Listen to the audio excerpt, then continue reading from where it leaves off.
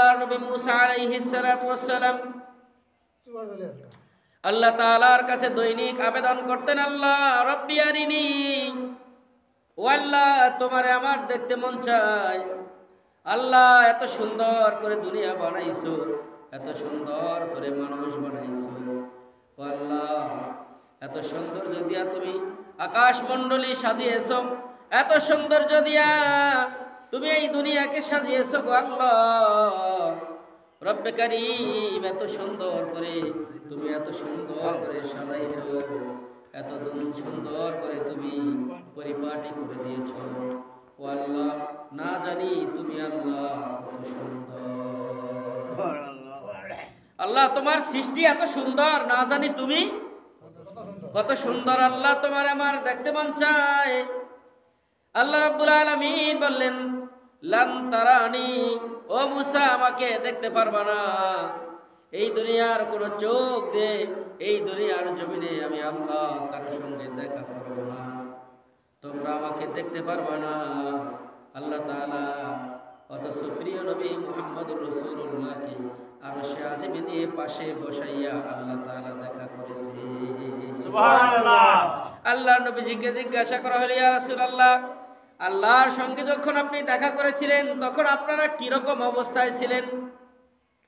আমার নবীজি দুইটা আঙ্গুল মিলিয়ে দিলেন।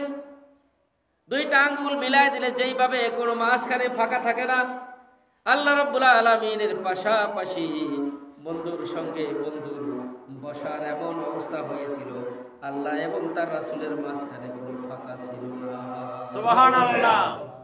এইভাবে আল্লাহ তাআলা দেখা করেছেন। সুবহানাল্লাহ। কত সৌভাগ্য আমরা সেই নবীর উম্মত। আল্লাহ রাব্বুল আলামিন কোরআনুল কারীমে বলছেন, সুবহানাল্লাযী আসরা বিআবদিহি লাইলাম মিনাল মাসজিদিল হারাম ইলাল মাসজিদিল আকসা। আল্লাহ রাব্বুল আলামিন বলতেছেন, আমি আল্লাহ তাআলার প্রশংসা পুত পবিত্র, আমি আল্লাহ তাআলা আমার প্রিয় বান্দাকে কাবা ঘর থেকে শুরু করে বাইতুল আকসা পর্যন্ত আমি আল্লাহ নিজে ভ্রমণ করে আছি। সুবহানাল্লাহ। আমার নবীকে আমি বাইতুল্লাহ শরীফ থেকে শুরু করে বাইতুল আকসা, বাইতুল মুকাদ্দাস যেটাকে বলা হয় ফিলিস্তিনের যেই মসজিদদের জন্য, ফিলিস্তিনের মানুষেরা যেই মসজিদ রক্ষার জন্য ৪৬,০০০ মানুষ জীবন দিয়েছেন। পৃথিবীর ইতিহাসে এমন কোনো ঘর নাই যেই ঘরটা রক্ষা করার জন্য ২ জন, ৪ জন, ১০ জন, ১০০, ৫০০, ১০০০ মানুষ জীবন দিয়েছে, এমন কোনো ঘর আছে? এমন কোনো ঘর নাই। অথচ একটা ঘর রক্ষার জন্য তারা, ওই ঘরের মাটিকে রক্ষা করার জন্য তারা ৪৬,০০০ মানুষ জীবন দিয়েছেন। আল্লাহ তাআলা ঘর বাইতুল্লাহ থেকে শুরু করে ওই ঘরের পর্যন্ত আমার নবী সাল্লাল্লাহু আলাইহি ওয়াসাল্লামকে আল্লাহ ভ্রমণ করাইছেন। সেই কথা আল্লাহ তাআলা কোরআনুল কারীমে বলতেছেন, সুবহানাল্লাযী আসরা বিআবদিহি লাইলাম মিনাল মাসজিদিল হারামি ইলাল মাসজিদিল আকসা। আমি আল্লাহ তাআলার প্রশংসা, আমি আল্লাহ পুত পবিত্র, আর আমি আমার নবীকে বাইতুল্লাহ শরীফ থেকে বাইতুল আকসা পর্যন্ত আমি ভ্রমণ করিয়েছি। আল্লাযী বারাকনা হাওলাহু লিনুরিয়াহু মিনহু আয়াতিনা ইন্নাহু হুয়াস সামিউম বাসীর। আমি আল্লাহ তাআলা যেই বাইতুল্লাহ থেকে বাইতুল আকসা পর্যন্ত আমি যেভাবে ভ্রমণ করাইছি, আমি আল্লাহ তাআলা এই জায়গাটার চতুর্দিকে আমি আল্লাহ বরকত রেখেছি। সুবহানাল্লাহ। রহমত এবং বরকত দিয়া এই জায়গাগুলোকে আমি আল্লাহ তাআলা ভরপুর করে দিয়েছি। এরপর আল্লাহ তাআলা বলেন, এই ভ্রমণ এই জন্য যে আমি আমার বান্দাকে আমার সকল নিদর্শনগুলো নিজ চোখে দেখাবো। আল্লাহ তাআলা তার বন্ধুকে, তার নবী মুহাম্মদ সাল্লাল্লাহু আলাইহি ওয়াসাল্লামকে তার সকল নিদর্শন চোখ দিয়া স্বচক্ষে দেখায়া দিবেন, যাতে করে মানুষ সন্দেহ করতে না পারে। মানুষ প্রশ্ন করে যেন আমার নবীর কাছ থেকে যেন প্রশ্নের উত্তর যেন সরাসরি পায়, সে যেন সঠিক উত্তর দিতে পারে। এই জন্য আল্লাহ তাআলা তামাম সৃষ্টি জগতের সকল রহমত এবং বরকত গুলোকে আল্লাহ তার নবীকে স্বচক্ষে দেখাইছেন। সুবহানাল্লাহ। আমার আল্লাহ বলেন ইন্নাহু হুয়াস সামিউল বাসীর, আর আমি আল্লাহ সব কিছু শুনি এবং সব সম্পর্কে আমি আল্লাহ অবগত আছি। সুবহানাল্লাহ। আমার আল্লাহ সব শোনে কিনা? আমার আল্লাহ সব কিছু সম্পর্কে অবগত আছে না নাই? আল্লাহ রাব্বুল আলামিন প্রিয় হাবিব মুহাম্মদুর রাসূলুল্লাহকে তার ঘরে শোয়াছিলেন। এই মেরাজের রাত্রিতে আল্লাহর নবীজি তার ঘরে শোয়াছিলেন। আল্লাহর নবীজির ঘরটা কাবা ঘরের পাশেই ছিল। হঠাৎ করে ছাদের উপর একটা আওয়াজ হলো। আল্লাহর নবীজির ঘুম ভেঙে গেল। ঘরের ছাদের উপরের দিকে যখন তাকাইলেন, দেখলেন যে ছাদটা ফাঁকা, সরাসরি আসমান দেখা যায়। আল্লাহর নবীজি উঠে বসলেন। জিবরাইল আমিন আলাইহিস সালাতু ওয়াস সালাম নবীর পাশে এসে বসলেন, সালাম করলেন, বললেন নবী হে, আল্লাহ রাব্বুল আলামিন আমাকে পাঠাইছেন আপনার কাছে। নবীজি বললেন কেন পাঠাইছেন? এবার জিবরাইল বললেন ইয়া রাসূলুল্লাহ, ইয়া হাবিবাল্লাহ, আল্লাহ তাআলা আপনাকে নিয়ে আপনার বন্ধু আল্লাহর কাছে নিয়ে যাইতে বলেছে। আল্লাহ তাআলা আমাকে আপনার কাছে পাঠাইছেন আপনাকে নিয়ে যাওয়ার জন্য। আপনি তাড়াতাড়ি করে ওযু করেন। আল্লাহ নবী সাল্লাল্লাহু আলাইহি ওয়াসাল্লাম বাইরে গেলেন, ওযু সারলেন। আল্লাহ রাব্বুল আলামিন আকাশ বাতাস তরুলতা নক্ষত্র রাজি গ্রহ তারকা রাজি গুলোকে আল্লাহ তাআলা বললেন স্টপ, বন্ধ হয়ে যাও। আল্লাহ রাব্বুল আলামিনের হুকুমে সমস্ত কিছু স্তব্ধ হয়ে গেল। যেই পানি দিয়ে আল্লাহ নবীজি ওযু করেছিলেন, ওযুর পানিটা যেইভাবে গড়ায়া যাইতেছিল, আল্লাহ বললেন ওইভাবেই থেকে যাও, থেমে যাও। পানি ওযুর পানিটা পর্যন্ত থেমে গেল। আল্লাহ নবীজি ওযু করলেন, পবিত্রতা অর্জন করলেন। আল্লাহ নবীজি নামাজ আদায় করলেন। এবার জিবরাইল বললেন ইয়া রাসূলুল্লাহ, আপনি ওঠেন আমার সঙ্গে। আল্লাহ তাআলার জান্নাতের একটা বাহনের নাম হলো বোরাক। বোরাক নিয়ে আসলেন। বোরাকটা হলো গরুর চাইতে, গাধার চাইতে একটু বড়, ঘোড়ার চাইতে একটু ছোট, এই ধরনের মাঝারি আকৃতির একটা প্রাণী আল্লাহ নবীজির সামনে আনা হলো। আল্লাহ নবীজি যখন, জিবরাইল যখন উঠলেন, আল্লাহ নবীজিকে যখন বললেন আপনি ওঠেন, ঘোড়াটা তখন লাফালাফি শুরু করলো, বোরাকটা তখন লাফালাফি শুরু করলো। জিবরাইল ধমক দিলেন, এই বোরাক, তুই কি জানিস তোর উপরে আজকে কে উঠবো? তোকে সৃষ্টি করা থেকে শুরু করে এই পর্যন্ত, এখান থেকে শুরু করে কিয়ামত পর্যন্ত তোর পিঠের উপর আর কেউ উঠতে পারে না, আর পারবেও না। রহমাতাল লিল আলামিন তোর পিঠের উপর উঠবো, তুই কেন লাফালাফি করতেছিস? এবার ওই বোরাক আল্লাহর কাছে প্রার্থনা করলেন, আল্লাহ আপনি আমাকে জবান দিয়ে দেন, আমি আমার নবীর সঙ্গে দুই আহর কথা বলবো। আল্লাহ তাআলা বোরাকের দোয়া প্রার্থনা কবুল করলেন। আল্লাহ তাআলা তাকে জবান দিয়া দিলেন। এবার বোরাক আল্লাহ নবীকে প্রশ্ন করলেন, ইয়া রাসূলুল্লাহ, ইয়া হাবিবাল্লাহ, আমার সালাম নিন, আমি আপনাকে কিছু, আপনার কাছে কিছু আবদার করব, আপনি আমার আবদারটা রাখবেন কিনা? আল্লাহ নবীজি বললেন, তোমার কি আবদার বলো, আমি তোমার আবদারটা রাখবো। এবার আল্লাহ নবীজির কাছে বোরাক বললেন, ইয়া রাসূলুল্লাহ, আমাকে সৃষ্টি করার পর থেকে শুরু করে কিয়ামত পর্যন্ত আপনি ব্যতীত আর কেউ আমার পিঠের উপর উঠতে পারে না, আর পারবেও না। ইয়া রাসূলুল্লাহ বলেন, আপনি যদি ওয়াদা দেন জান্নাতেও আপনি আমার পিঠে চড়ে জান্নাতে যাবেন। সুবহানাল্লাহ।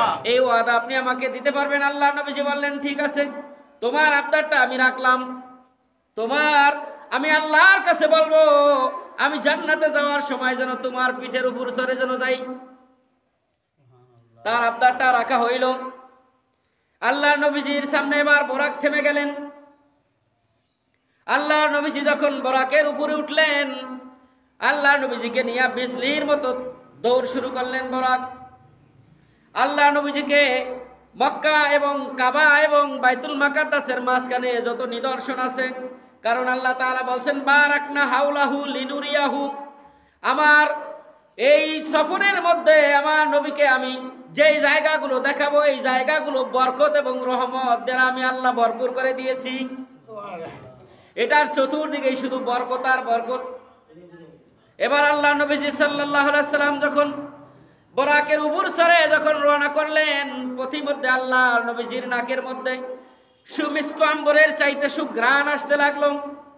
আল্লাহ নবীজি জিজ্ঞাসা করলেন, জিব্রাইল রে, এই ঘ্রাণটা কিসের? এত সুঘ্রাণ জীবনে কোনোদিন আমার নাক দিয়ে আমি নেই নাই, কিন্তু আজকে এত সুঘ্রাণটা কিসের? এবার আল্লাহর নবীজিকে বলা হলো, ইয়া রাসূলুল্লাহ, ইয়া হাবিবাল্লাহ, এটা দুনিয়ার কোনো সাধারণ সুঘ্রাণ নয়, এটা হলো আল্লাহ তাআলার এক বান্দী, যিনি দ্বীন ইসলাম কবুল করার কারণে তাকে সহকারে তার চারটা সন্তানকে ফেরাউন উত্তপ্ত তেলের মধ্যে জ্বালায়া তাদেরকে দুনিয়ার থেকে বিদায় করে জান্নাতে পাঠিয়ে দিয়েছিল। ওই যে তেলের মধ্যে ভাজার কারণে তাদেরকে, মানুষগুলোকে ঈমান আনার কারণে, তেলের মধ্যে ভাজার কারণে যে একটা ঘ্রাণ আমার আল্লাহ তাদের ওটা দেহের মধ্যে দিয়ে দিয়েছেন, সেই ঘ্রাণটা আল্লাহ তাআলা এখনো আছে কিয়ামত পর্যন্ত। এই পথে আল্লাহর বান্দা যারা চলবে তাদের নাকের মধ্যে আল্লাহ তাআলা এই ঘ্রাণটা দিয়ে দিবে। সুবহানাল্লাহ।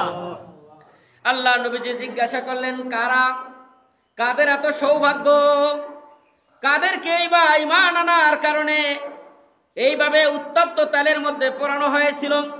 এবার জিব্রাইল বিস্তারিত আল্লাহ নবীজিকে বললেন, ইয়া রাসূলুল্লাহ, ইয়া হাবিবাল্লাহ, ইনি হইলেন হযরত মুসা আলাইহিস সালাতু ওয়াস সালামের মা, পালক মা, নাম হলো আসিয়া। পালক মা না, নাম হলো আসিয়া। ওই আল্লাহর বান্দি জান্নাতের মধ্যে আপনি দেখতে পারবেন, আল্লাহ তাআলা জান্নাতের মধ্যে মা আসিয়ার সঙ্গে আমার নবীর বিবাহ পড়ায় দিবেন আল্লাহ নিজে। এই আসিয়া হলেন ফেরাউনের স্ত্রী। মা আসিয়ার সঙ্গে আল্লাহ তাআলা এবং মা মারিয়ামের সঙ্গে আমার নবীকে আল্লাহ তাআলা জান্নাতে বিবাহ বন্ধনে আবদ্ধ করবেন। ইয়া রাসূলুল্লাহ, ইনি হলেন ফেরাউনের স্ত্রী আসিয়া। ঈমান আনার কারণে আসিয়াকে ফেরাউন এইভাবে উত্তপ্ত তেলের মধ্যে ছেড়ে দিয়েছিলেন। তার চারটা সন্তান, ওই নাই আসিয়ার একজন দাসী ছিল, ওই দাসীর চারটা সন্তান এবং ওই দাসীকে এইভাবে উত্তপ্ত তেলের মধ্যে ভেজে তাদেরকে দুনিয়ার থেকে বিদায় করা হয়েছিল। যে আসিয়ার ওই দাসীকে এই আগুনের মধ্যে পোড়ার কারণে, তেলের মধ্যে ভাজার কারণে আল্লাহ তাআলা কিয়ামত পর্যন্ত ওই রাস্তা দিয়ে যত মানুষ চলবে সকল মানুষের জন্য আল্লাহ তাআলা জান্নাতের সুঘ্রাণ ওই পথের মধ্যে বিছায় দিয়েছে। বিবি আসিয়া যখন ঈমান আনলেন, একদিন বিকালবেলা ফিরআউনের একজন পালক মেয়ে ছিল, ওই মেয়ের সঙ্গে তার দাসী যে ছিল একজন পুলিশের স্ত্রী, তার সঙ্গে বন্ধুত্ব ছিল, বান্ধবী ছিল তারা। একদিন বললেন, বান্ধবী আমার চুলটা আশ্রয় দাও।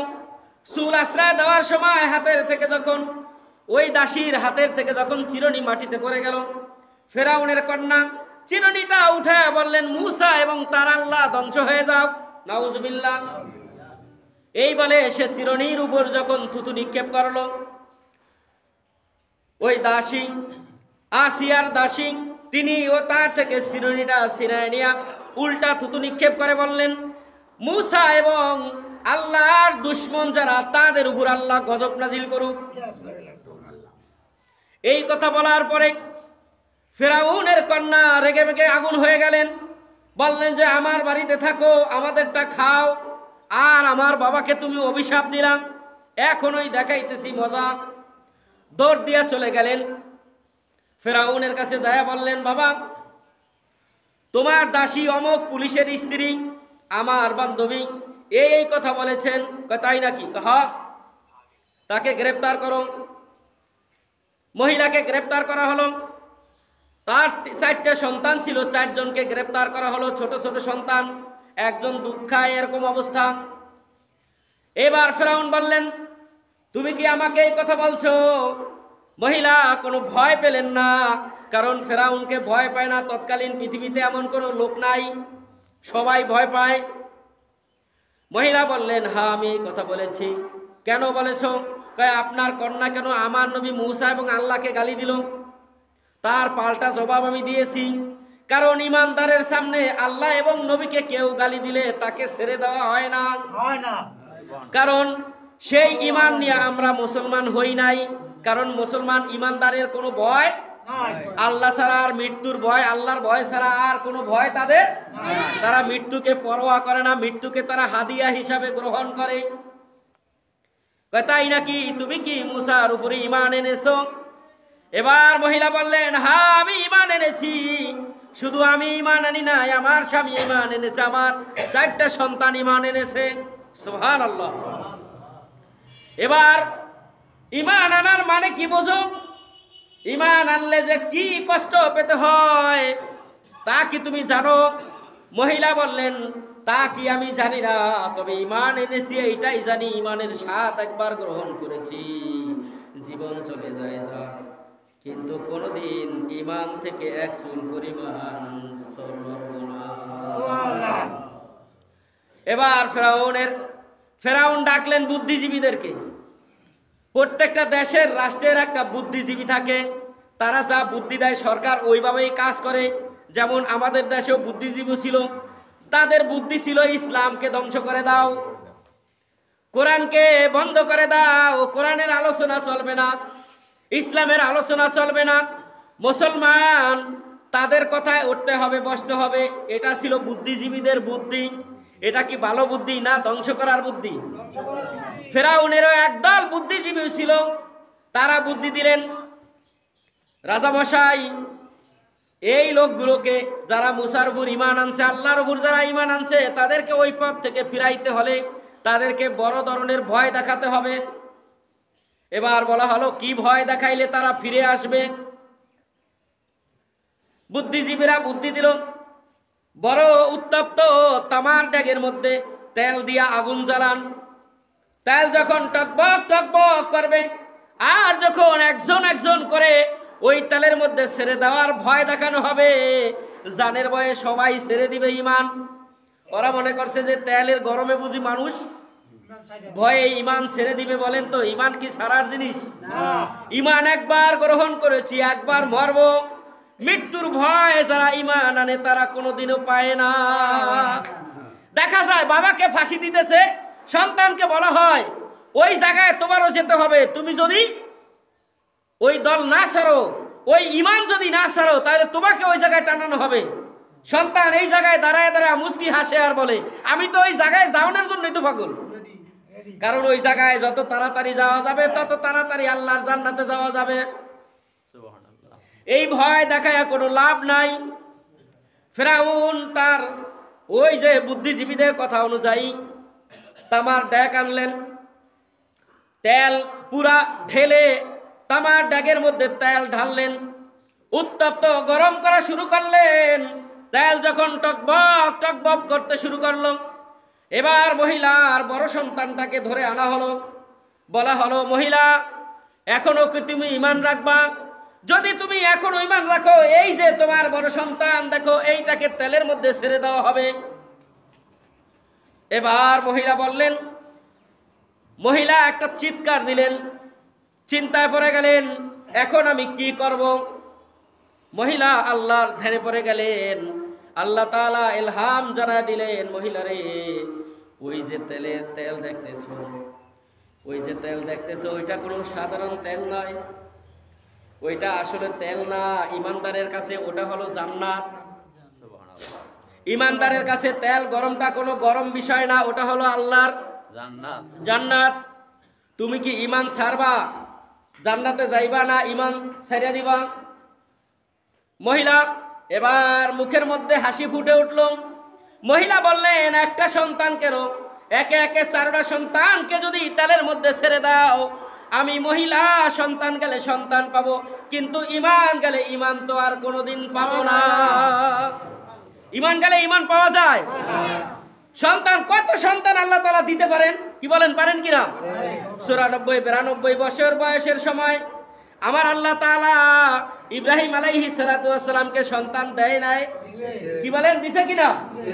দিতে আল্লাহ পারে কি পারে না?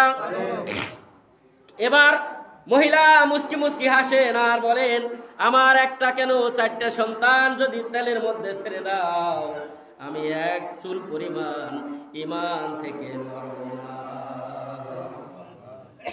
এবার বড় সন্তানটাকে আগুনের মধ্যে ছেড়ে দেওয়া হলো, উত্তপ্ত তেলের মধ্যে বড় সন্তানটাকে ছেড়ে দেওয়া হলো।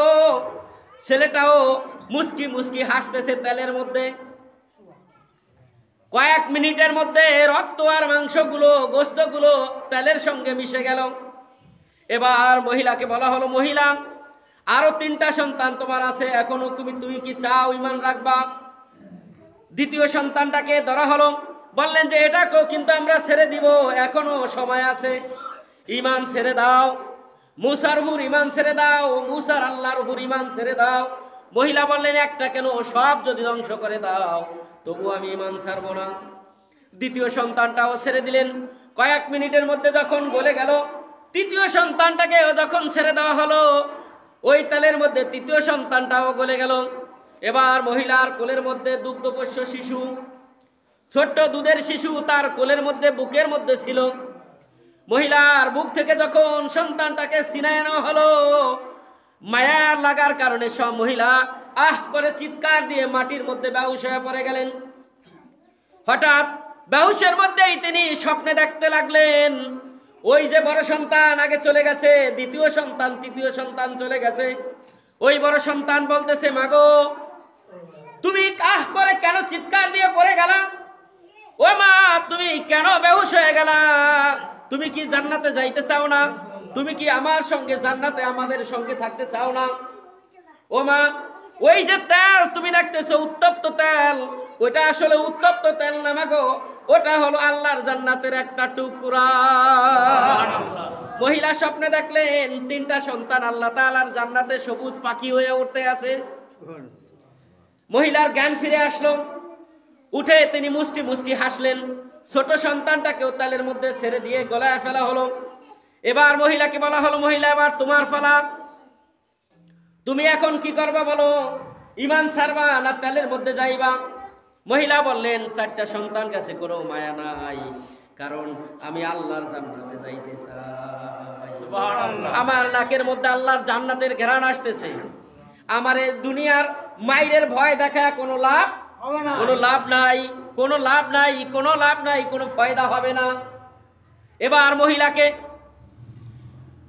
বাঁশ গেড়ে, 2 সাইডে গাছ গেড়ে হাতগুলোকে এইভাবে বাঁধা হলো, মহিলার উপর পাগুলো বাঁধা হলো। বিষাক্ত বিষধর সাপ তার শরীরের মধ্যে ছেড়ে দেওয়া হলো। সাপ তাকে, বিষাক্ত সাপ তাকে সবল মারলো। মুহূর্তের মধ্যে রক্তগুলো পানি হয়ে গেল। রক্তগুলো বিষয়ের কারণে পুরা শরীরটা যখন সবুজ কালার হয়ে গেল, মহিলাকে বলা হলো, মহিলা এখনো মুসার উপর ঈমান আনবা? এই দৃশ্যগুলো আল্লাহ রাব্বুল আলামিন তার বান্দি আসিয়াকে ঘরের দোতলার থেকে দেখাইতেছেন। ময়দানের মধ্যে হাজার হাজার মানুষ, তার মাঝখানে মহিলার উপর অত্যাচার হচ্ছে, তার উপর মহিলার নির্যাতন করা হচ্ছে। মহিলার জীবনটা যখন যায় যায় অবস্থা, ওই সময় মহিলাকে জিজ্ঞাসা করা হলো, মহিলা তুমি এখনো ঈমান রাখবা কিনা? মহিলা মুস্কি হেসে দিয়ে বললেন, এক আল্লাহর উপর ঈমান এনেছি, জীবন যায় চলে যাক, আল্লাহর উপর ঈমান আমরা ছাড়বো না। এই অবস্থায় মহিলা যখন শহীদ হয়ে গেলেন, আল্লাহ রাব্বুল আলামিনের বান্দি, ওই মহিলা মৃত্যুর সময় তিনি পড়তেছিলেন, লা ইলাহা ইল্লাল্লাহু মুসা কালিমুল্লাহ।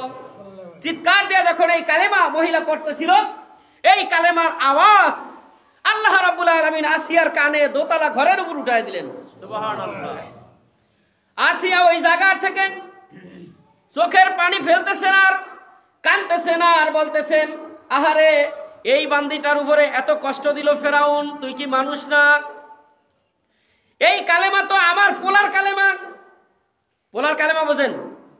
কারণ আসিয়া হযরত মূসাকে লালন পালন করছে, কি করে নাই? ফেরাউন 1 2 জন শিশু নয়, 40,000 শিশু বালক বাচ্চাদেরকে, শিশু সন্তানদেরকে হত্যা করেছে। কারণ তার স্বপ্নে যারা তাবির করে, তারা তারে খোয়াব যারা তাবির করে, তারা ফেরাউনকে বলছিল, ফেরাউন তোমার রাজপ্রাসাদ ধ্বংস করার জন্য তোমার ক্ষমতা ধ্বংস করার জন্য আল্লাহ তাআলা অচিরেই একজন আল্লাহর বান্দা দুনিয়ায় পাঠাইবেন।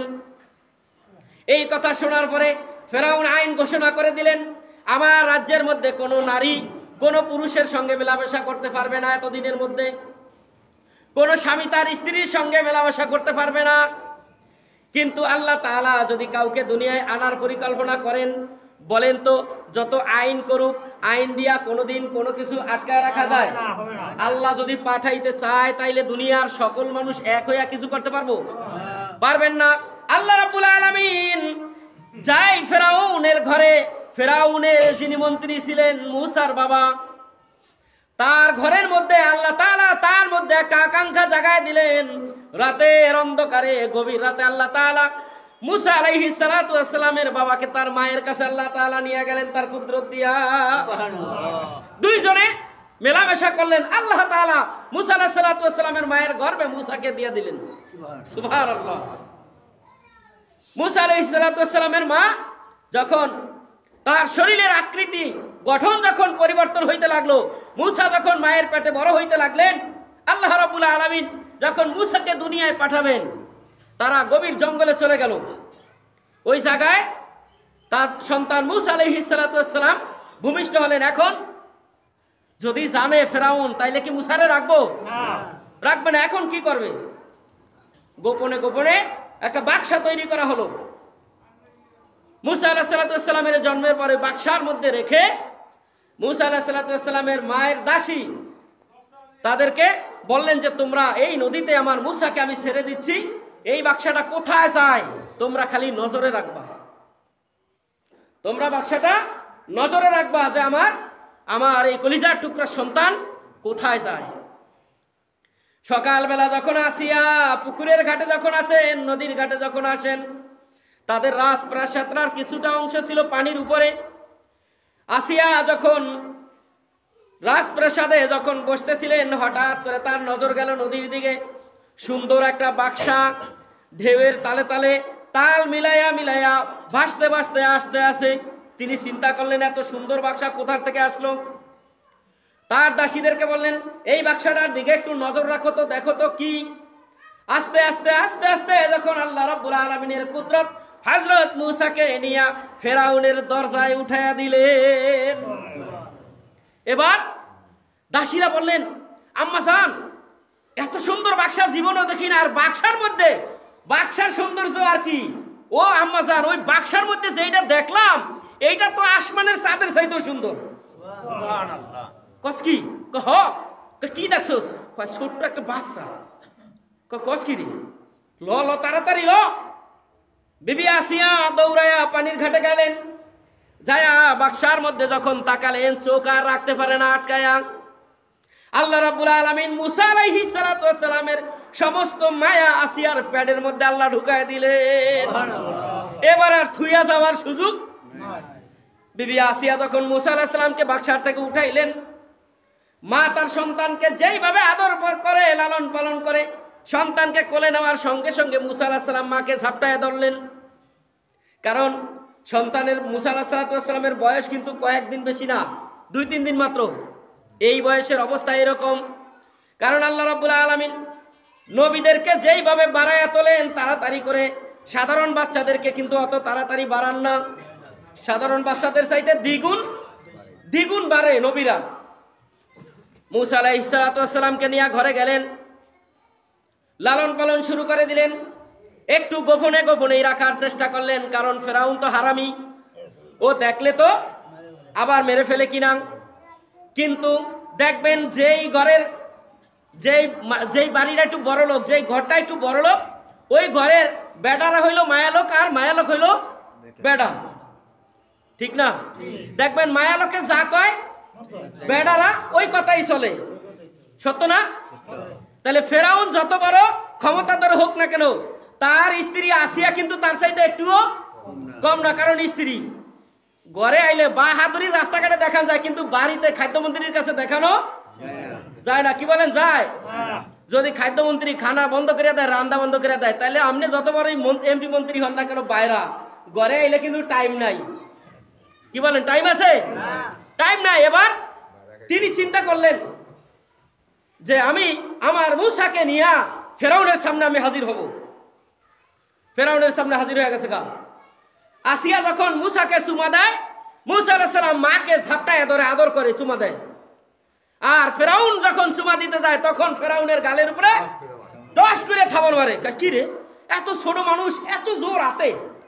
নিঃসন্দেহে আল্লাহ তাআলা যেইটা দিয়ে আমারে শায়েস্তা করবে, আমার মনে হয় এইটা ঘটনা তো সত্যই নাকি?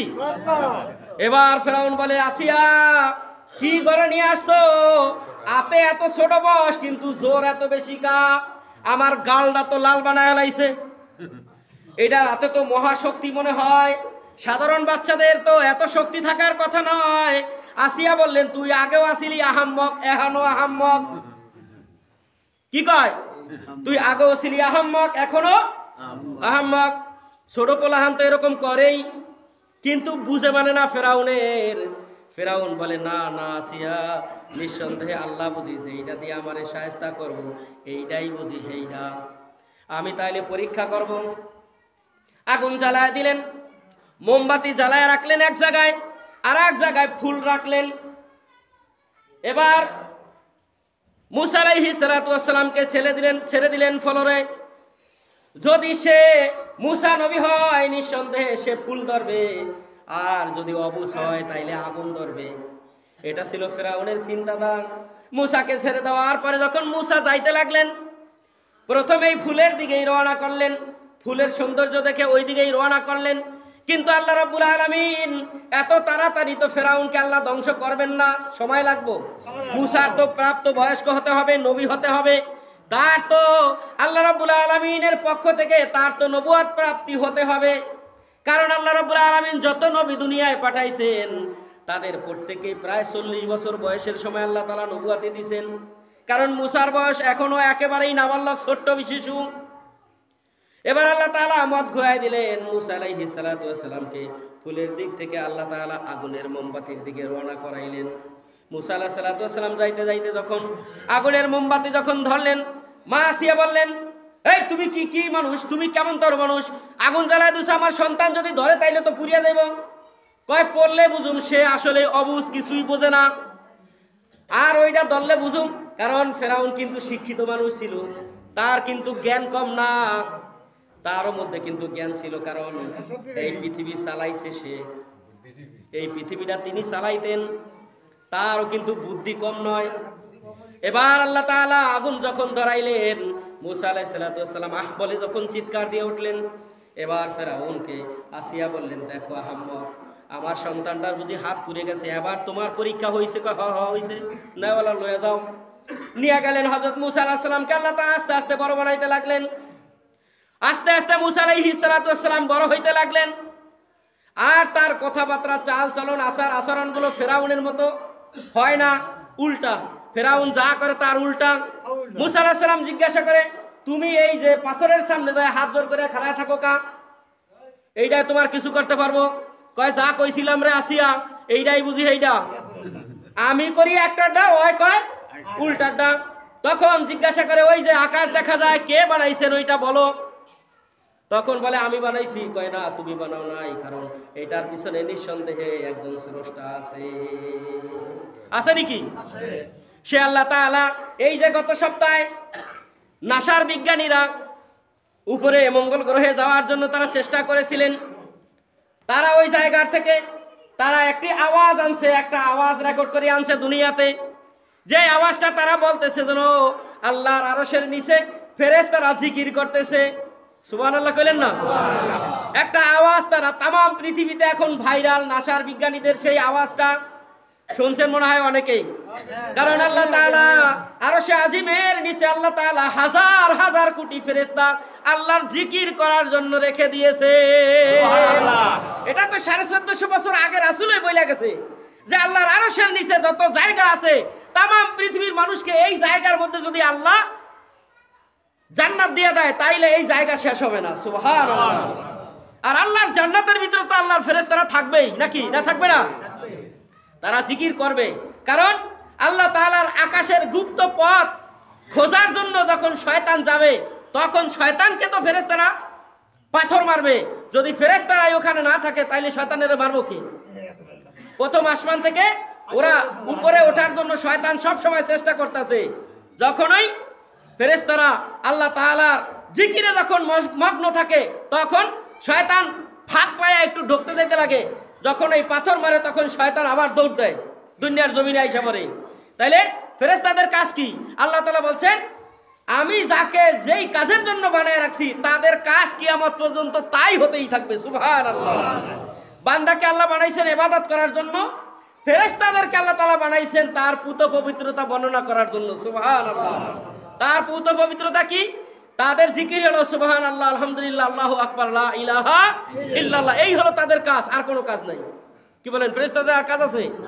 আমার আপনার সঙ্গে দুইজন আছে, কিরামান কাতিবিনা ইয়ালামুনা মা তাফআলুন। আমাদের দুইজন ফেরেশতা, দুই কান্দে আল্লাহ তাআলা দিয়া দিয়েছেন।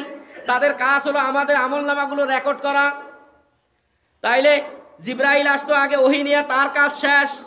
মিকাইল তার যেই কাজ ছিল সেটার ডিউটিও চলমান। ইসরাফিলের চুঙ্গা লয়া দাঁড়ায় রয়েছে, আল্লাহ যখন বলবে ফু দাও, ফু দিবে। এছাড়া কোনো কাজ আছে? কাজ নাই। এইভাবে আল্লাহ তাআলা এমন একদল ফেরেশতাকে আল্লাহ রাব্বুল আলামিন দুনিয়ার জমিনে রাখছেন। এই মাটির নিচে জাহান্নাম, ওই জাহান্নামকে পাহারা দিয়ে রাখছে যাতে করে আল্লাহর বান্দাদের কাছে যেন আসতে না পারে। আল্লাহর বান্দাদেরকে যেন জাহান্নামের আগুন যেন দুনিয়াতে ভয় দেখাইতে না পারে, এই জন্য আল্লাহ আটকায় রাখছেন। আল্লাহ রাব্বুল আলামিন তার বান্দা আসিয়া আলাইহিস সালাতু ওয়াস সালামকে ওই জায়গা থেকে আল্লাহ তাআলা তার কন্যার বান্ধবী যখন বলছিল লা ইলাহা ইল্লাল্লাহু মুসা কালিমুল্লাহ, এই কালেমা যখন পড়ছিল, বিবি আসিয়া ওই জায়গা থেকে অকপটে মনের অজান্তে পড়ে ফেলেছিলেন লা ইলাহা ইল্লাল্লাহু মুসা কালিমুল্লাহ। আসিয়া কালেমা পড়ে মুসলমান হয়ে গেছে। ওই মহিলা যখন ওই জায়গায় কালেমা পড়তে পড়তে যখন শহীদ হইতেছিলেন, ওই ময়দানে লক্ষ লক্ষ মানুষ ছিল, সবাই মহিলার সঙ্গে মনের অজান্তে পড়ে নিয়েছে লা ইলাহা ইল্লাল্লাহু মুসা কালিমুল্লাহ। ফেরাউন এবার কয়, আমি কালেমা না পড়ার জন্য, কালেমা যেন মানুষ না পড়ে এই ভয় দেখানোর জন্য আমি আগুন জ্বালায় পড়লাম, আর এখন দি সবাই কালেমা পড়িয়া লাইছে। এখন করলামটা কি? কালেমা হলো একটা আগুনের মতো। আপনি আগুনকে নিবানোর জন্য যদি লাঠি দিয়ে বাড়ি দেন, আগুন কি নিববে না বাড়বে? কি বলেন, বাড়বে না নিববে? বাড়বে। তাইলে কালেমাটা হলো আগুন। আপনি কালেমার উপর যত আঘাত করবেন, কালেমা তত প্রত্যেকটা পরতে পরতে চলে যাবে। সুবহানাল্লাহ। প্রত্যেকটা ঘরে ঘরে আল্লাহ তাআলা কালেমার বাতিকে আল্লাহ তাআলা জ্বালায় দিবেন। কালেমা কোনোদিন আগুন বাড়ি দিয়া নিবানো যায় না, আগুনের মতন। আগুনের জিনিসকে কোনোদিন লাঠি দিয়া নিবানো যায় না। যদি যাইতো, আমেরিকা পৃথিবীর একমাত্র অত্যাধুনিক প্রযুক্তির একটা দেশের নাম আমেরিকা। এই যে আগুনে কি করতেছে, লস অ্যাঞ্জেলেসকে এখন আরো বেশি আকৃতি ধারণ করেছে। আগুন এমন আকৃতি ধারণ করেছে, তারা দিশেহারা হয়ে গেছে যে এত প্রযুক্তি আমাদের থাকার পরেও একটা আগুনকে নিবানোর জন্য আগুন মেরে নিভায় ফেলায় এত প্রযুক্তি তারা আবিষ্কার করছে। অথচ এই আগুনকে নিবানোর জন্য যত প্রযুক্তি ব্যবহার করা হয়, আগুন তত বেশি বেড়ে যায়। এটা হলো তাদের পাপের ফসল। তারা দুনিয়াতে পাপ করেছে, অন্যায় করেছে, অপরাধ করেছে, যার কারণে আল্লাহ তাআলা তাদের উপরে এই গজবটা নাজিল করে দিয়েছে। আল্লাহ চাপায় দিয়েছেন যে আমার বান্দারা দুনিয়াতে শান্তিতে থাকবে, আমার ইবাদত বন্দেগী করবে। যেই দেশটা একটু মুসলমানের কোরআনের রাজনীতিতে, কোরআনের আইনে যেই দেশটা একটু চালাইতে লাগে, ওই দেশটাই একটা ভাউতাবাজি দিয়ে দেশটাকে ধ্বংস করে দেয়। এটা হলো আমেরিকার কুটচাল। ইরাক কোরআন দিয়ে রাষ্ট্র চলত। সাদ্দাম হোসেন যখন কোরআন দিয়ে দেশ চালাইতে লাগলেন, ও বলল যে তোমাদের দেশে পারমাণবিক বোমা আছে, আসলে কিছুই নাই, ধোঁয়া। মাহে রমজানে তারা আক্রমণ করলো, ইরাককে ধ্বংস করে দিল। লিবিয়া যখন মুয়াম্মার গাদ্দাফি যখন রাষ্ট্র কোরআন দিয়ে চালাইতে লাগলেন, ওই দেশের মানুষের কারেন্ট বিল দেওয়া লাগে না, পানি বিল দেওয়া লাগতো না, কোনো কিছু খরচ লাগতো না, সাধারণভাবে বিদ্যুৎ বিল লাগতো না।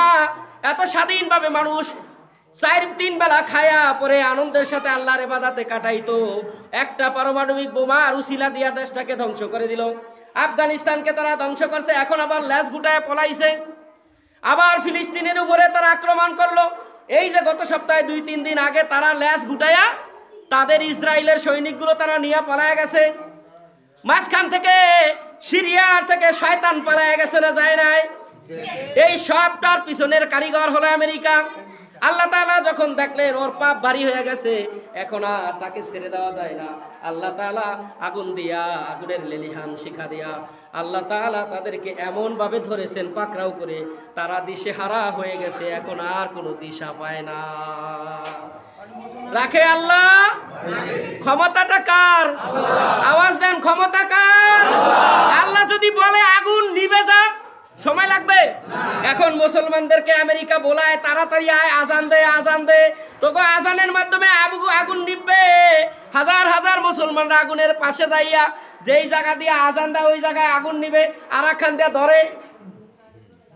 মুসলমানরা আজান দিলেই কি হয়? আগুন যেখান দিয়ে আজান দেয় সেখানে নিবে, আবার যেখানে না দেয় সেখান দিয়ে যাইয়া ধরে। ওরা দেখতেছে যে এখন আর আমাদের কোনো কুল কিনারা নাই, তোরা পাপ ছেড়ে দে, আল্লাহ তাআলা অটোমেটিক তোদের আগুনগুলো নিভাই দেবে। কুলনা ইয়া নারু কুনি বারদাও ওয়া সালামান আলা ইব্রাহিম। আল্লাহ তাআলা নমরুদ 40 দিন পর্যন্ত আগুন জ্বালাইছে, আল্লাহ আগুনের মধ্যে। নমরুদ যখন আল্লাহর ইব্রাহিমকে হালাইছে, আল্লাহ তাআলা নিভাইছে না নিভাই নাই? তোরা যদি আল্লাহর পথে চলে আসো, অবশ্যই আল্লাহ তাআলা ওই আগুন নিভাইতে 1 সেকেন্ডও সময়। আল্লাহ তাআলা আমাদেরকে বুঝদান করুক, বলেন।